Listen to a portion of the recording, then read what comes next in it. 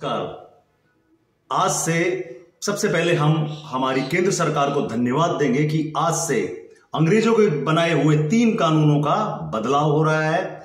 3 जो नए आपराधिक कानून आज से लागू हो जाएंगे। भारत की आपराधिक न्याय प्रणाली में व्यापक बदलाव आएंगे और औपनिवेशिक काल यानी कि अंग्रेजों के जमाने के जो कानून थे उनका आज अंत हो जाएगा। ब्रिटिश काल के क्रम से भारतीय दंड संहिता यानी जिसे हम आईपीसी कहते थे वह अब भारतीय न्याय संहिता यानी बीएनएस के नाम से जानी जाएगी।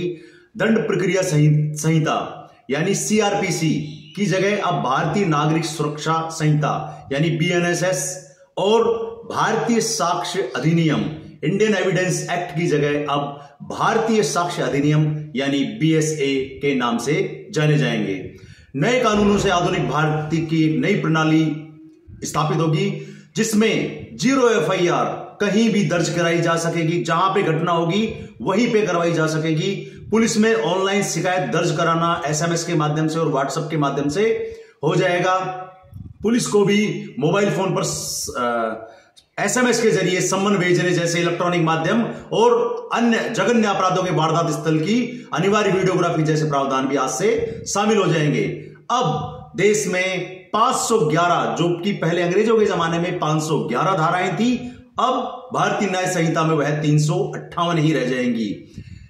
दरअसल ओवरलैप धाराओं का आपस में विलय कर दिया गया है यानी कि इस कानून को और सरलीकृत बना दिया गया है ताकि भारतीय नागरिकों को ज्यादा से ज्यादा इसका फायदा हो। पहले के जो कानून था वह अंग्रेजों को देख करके बनाया गया था। अब भारतीय दंड संहिता की 511 धाराओं के मुकाबले अब सिर्फ 358 धाराएं होंगी। जैसे कि मॉब लिंचिंग के लिए नई धारा जोड़ी गई है 103/2 लागू हुई है। राष्ट्रद्रोह की जगह अब राष्ट्रद्रोह लगेगा जिसमें धारा 152। मर्डर की धारा 302 की जगह अब बीएनएस 101। हत्या के प्रयास के लिए लगने वाली धारा 307 की जगह बीएनएस 109। गैर इरादतन हत्या की 304 की जगह अब 105। दहेज हत्या से जुड़ी धारा 304B की जगह अब ओनली 80। चोरी के लिए 379 की जगह अब 303।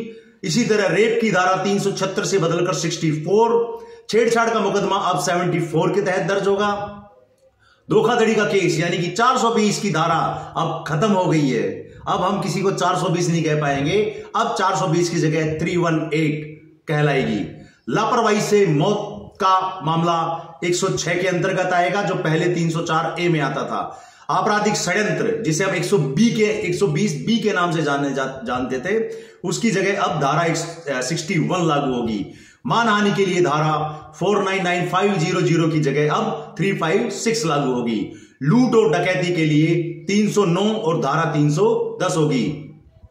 अब 0 एफआईआर के तहत कोई भी व्यक्ति किसी भी पुलिस थाने में अपनी एफआईआर दर्ज करा सकता है भले ही अपराध उसके अधिकार क्षेत्र में नहीं हुआ हो। यानी कि कोई भी पुलिसकर्मी अब आपको एफआईआर दर्ज करने से नहीं डर सकता है बल्कि अब आप ऑनलाइन भी एफआईआर दर्ज करवा सकते हैं। इससे कानूनी कार्रवाई शुरू करने में जो देर होती थी वह खत्म होगी और मामला तुरंत दर्ज किया जा सकेगा और मामले की जांच भी तुरंत की जा सकेगी।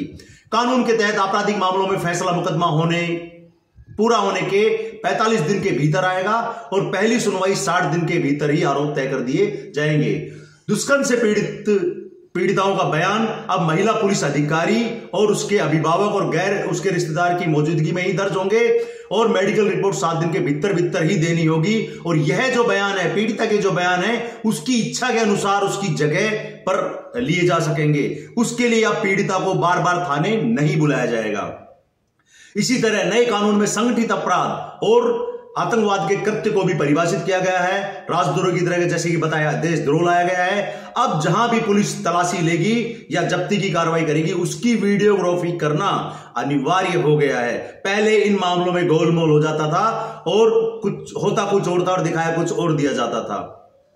महिलाओं और बच्चों के खिलाफ अपराध पर अब एक नया अध्याय जोड़ा गया है। किसी भी बच्चे को खरीदना और बेचना गंभीर अपराध की श्रेणी में आएगा और नाबालिग से सामूहिक दुष्कर्म के लिए मृत्युदंड और उम्र कैद का भी प्रावधान रखा गया है। शादी का झूठा वादा करने, नाबालिग से दुष्कर्म, भीड़ द्वारा पीटकर हत्या करने, झपटमारी आदि कई मामले पहले आईपीसी में ऐसी घटनाओं से निपटने के लिए कोई विशेष प्रावधान नहीं थे, लेकिन अब बीएनएस में इससे निपटने के लिए सेक्शन 69 का प्रावधान किया गया है। यानी कि यह जो तीनों जो कानून है वह न्याय, पारदर्शिता और निष्पक्षता पर आधारित होंगे।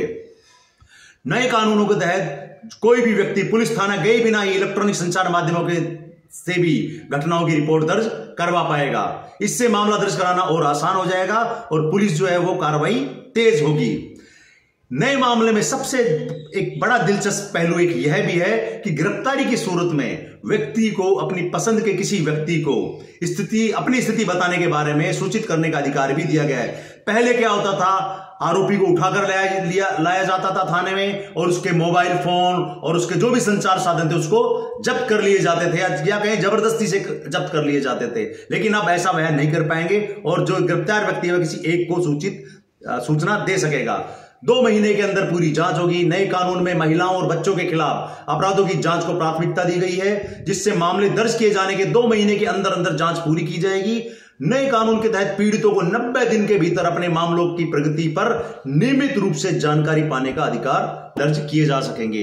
तो यह सब कुछ हमारी जानकारी के अनुसार था।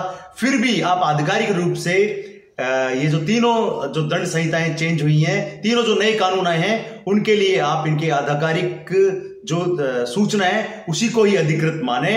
जय हिंद, जय भारत।